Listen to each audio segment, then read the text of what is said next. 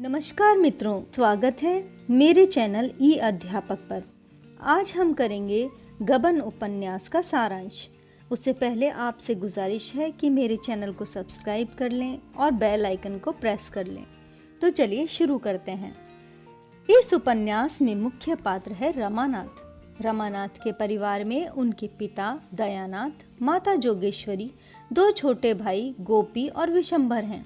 रमा के पिता सरकारी नौकर हैं, परंतु वे रिश्वत के सख्त खिलाफ हैं। इनकी आमदनी से दैनिक आवश्यकताएं जैसे खाना और कपड़ा आदि की कोई कमी नहीं थी, परंतु विलासिता की चीजें खरीदना मुश्किल था। दयानाथ को रमानाथ की चिंता थी। वह अब कमाने लायक हो गया था, परंतु कोई काम नहीं करता था, बल्कि अपने दोस्तों के साथ मौज मस्ती करता था।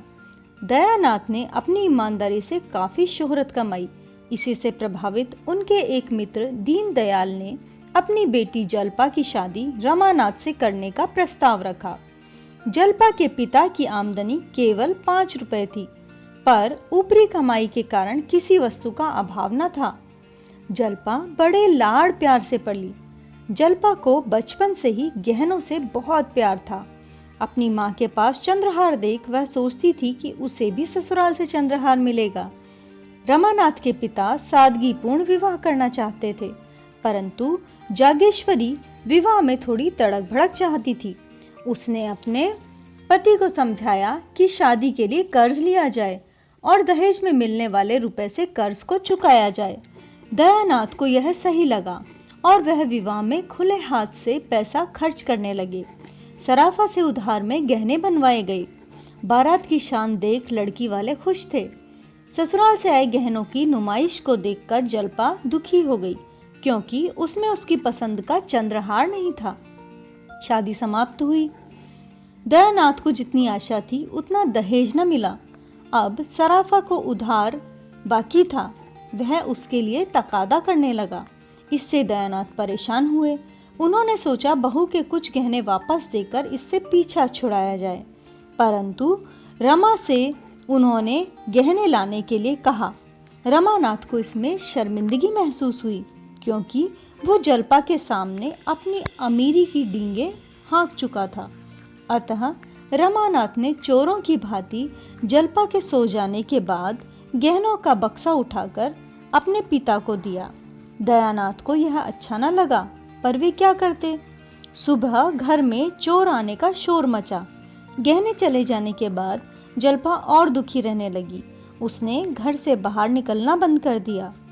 जल्पा की यह हालत देख रमा ने नौकरी करने की ठानी। अपने मित्र रमेश के सहयोग से उसे म्यूनिसिपैलिटी दफ्तर में 30 रुपए मासिक पर क्लर्क की नौकरी मिली। इसमें रमा को ऊपरी आय भी मिली। रमा ने वहां भी अपनी शान बना ली। शहर में उसके धनी व्यापारियों से अच्छे संबंध बन गए। एक दिन बाजार से जाते समय एक सराफा ने जबरदस्ती उसे गहने उधार दिए। घर आने पर रमा ने जल्पा को गहने दिए तो वह बहुत प्रसन्न हुई। अब जल्पा रमा की विशेष सेवा करने लगी। मोहल्ले की औरतों से मिलने लगी। उनके साथ सैर सपाटे के लिए जाने लगी। रमानाथ द्वारा गहने खरीदने की बात जब बाजार में औरों को पता लगी, तब एक व्यापारी रमा के घर जेवर की नुमाइश करने लगा। रमा ने उससे भी 700 के गहने ले लिए। इसी समय रतन नामक एक धनी महिला जल्पा की प्रिय मित्र बनी। उसे अपने घर बुलाया। जल्पा के हाथ का कंगन उसे बहुत पसंद आया। वैसा ही कंगन रमा रतन के लिए भी बनवा दे, ऐसा वादा लिया और रमा को 600 रुपए दिए। रमा ने ये रुपए पुराना उधार चुकाने के लिए सराफा को दिए और नए कंगन बनाने का ऑर्डर दिया। सराफा को बहुत दिनों के बाद रुपए मिले थे। उसने रुपए लिए और नया कंगन बनाने के लिए रमा को आजकल पर टालता रहा। रतन अब कंगन के लिए तकादा करने लगी। रमा भी टालता रहा। रतन ने गुस्से से रमा से कहा, आज शाम तक मुझे कंगन या रुपए में से एक चीज चाहिए। रमा ने अपने मित्र से मदद मांगी, पर कोई उसकी मदद करने को तैयार न था। अब वो अपने ऑफिस गया तो चुंगी के 800 रुपए खजांची को न देकर अपने घर ले आया। शाम को काफी देर रतन का इंतजार किया। जब वो नहीं आई तो जल्पा को बताकर वह घूमने निकल गया। रतन बाद में आई तो जल्पा ने उसे सारे रुपए दे दिए। रतन समझ गई कि सराफा ही गड़बड़ कर रहा है। रतन ने रुपए लेने से मना किया, पर जल्पा ने आग्रहपूर्वक उसे रुपए दे दिए। बहन, जब कंगन बन जाएंगे तो रुपए भी दे दिए जाएंगे। बाद में रमा घर आया तो उसे सारी स्थिति पता चली। रमा का सर चकराया। सरकारी रकम थी। रमा ने रमेश को दफ्तर में जाकर झूठ बोला कि उसकी जेब से बाजार में किसी ने रुपए निकाल लिए। रमेश ने उसे कहा कि अपने पिता से मांग लो, पर रुपए जमा कराओ, नहीं तो पुलिस तुम्हें पकड़ सकती है। अब रमा ने सारी स्थिति एक पत्र में लिखी और जल्पा को बतानी चाहिए। जल्पा को जब पत्र मिला तो वह उसे पढ़कर बहुत दुखी हुई। वह खुद को संभाल नहीं पाई। कुछ देर वह विचार मग्न रही और खुद को सारी स्थिति के लिए दोषी मानती रही। रमा इतनी देर में घर से निकल गया। जल्पा जब संभली, उसने रमा की खोज की, पर रमा कहीं नहीं मिला। जल्पा ने रुपए का प्रबंध कर ऑफिस में रुपए जमा कराए। रमा ट्रेन से रवाना हुआ। उसने अपना सफर शुरू किया, परंतु उसका सारा धन वह गवा चुका था। उसके पास टिकट खरीदने के पैसे भी नहीं थे।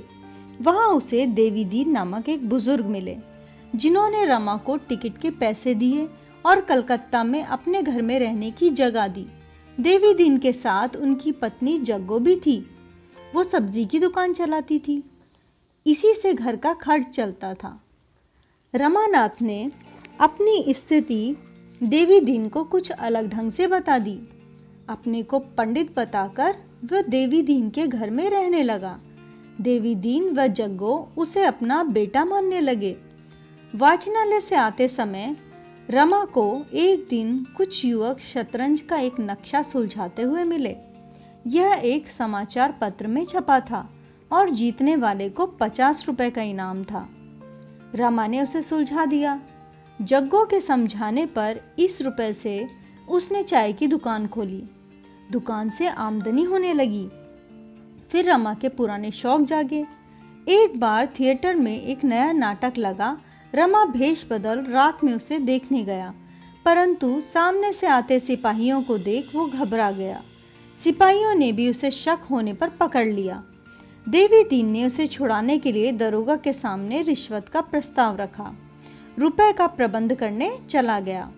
रमा को धमकाने पर रमा, जो अपने आप को गबन का अपराधी समझता था, वह कथा इंस्पेक्टर को बता दी। इंस्पेक्टर ने म्युनिसिपैलिटी दफ्तर में फोन किया और स्थिति की पूछताछ की। उसने पाया कि रमा ने ऐसा कोई अपराध नहीं किया। इंस्पेक्टर साहब ने जिसके पास फोन किया था वो रमा का ही मित्र रमेश था, पर दरोगा ने रमा को यह स्थिति नहीं बताई और उससे छिपाई। वह गबन के अपराध से छुड़वाने के लिए डकैती के मुकदमे में उसे झूठी गवाही देने के लिए राजी किया। बदले में गबन से मुक्ति व सरकारी नौकरी दिलाने का वादा किया। देवी दीन को जब यह पता चला तो उसने रमा को ऐसा करने से मना किया, पर रमा न माना। रमेश रमा के घर यह खबर लेकर पहुंचा तो पता चला कि शतरंज की पहेली द्वारा जल्पा ने पहले ही रमानाथ को खोज लिया है। जल्पा उसे लेने के लिए कलकत्ता रवाना हुई। जल्पा ने समाचार पत्र के दफ्तर से रमा के घर का पता लगाया और उससे मिलने पहुंची। देवी दीन ने उसे रमा की वर्तमान स्थिति का पता लगाया। जल्पा ने रमा से मिलने की इच्छा जताई, लेकिन रमा एक बंगले में पुलिस के कड़े पहरे में था। जल्पा ने एक खत लिखकर अपनी सारी इच्छा रमा को बताई कि वो झूठी गवाही ना दे। रमा जल्पा को मिलने के लिए बेचैन हुआ। उसी रात कांटों वाले तार के रास्ते से मुश्किल से निकला और जल्पा से मिला। जल्पा ने उसे बताया कि गबन का कोई गुनाह उसने नहीं किया, अतः झूठी गवाही ना दे। वापस बंगले पर पहुंच रमा ने झूठी गवाही देने से इनकार किया, परंतु दरोगा ने उसे झूठे मुकदमे में फंसाने की धमकी दी, जिससे रमा डर गया। अब रमा का और अधिक ध्यान रखा जाने लगा। मनोरंजन के लिए दावतें, शबाब, शराब आदि का प्रबंध हुआ। इसी समय रमा के पास जोहरा नामक एक वेश्या को भेजा गया। जोहरा धीरे धीरे रमा को सच में चाहने लगी।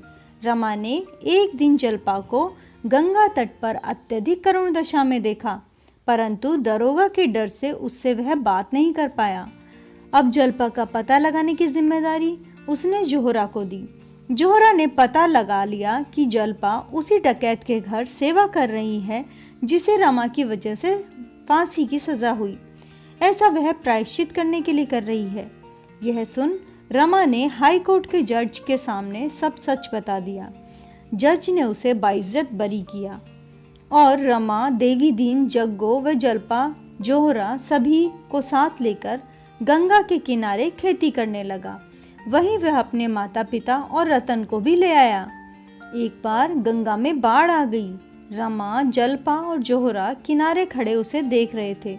तभी एक व्यक्ति को बचाने के चक्कर में जोहरा ने अपनी जान गंवा दी। इससे रमा व जल्पा को गहरा सदमा लगा। तो इसी के साथ यह उपन्यास गबन समाप्त होता है। आशा करती हूँ आपको यह वीडियो पसंद आया होगा।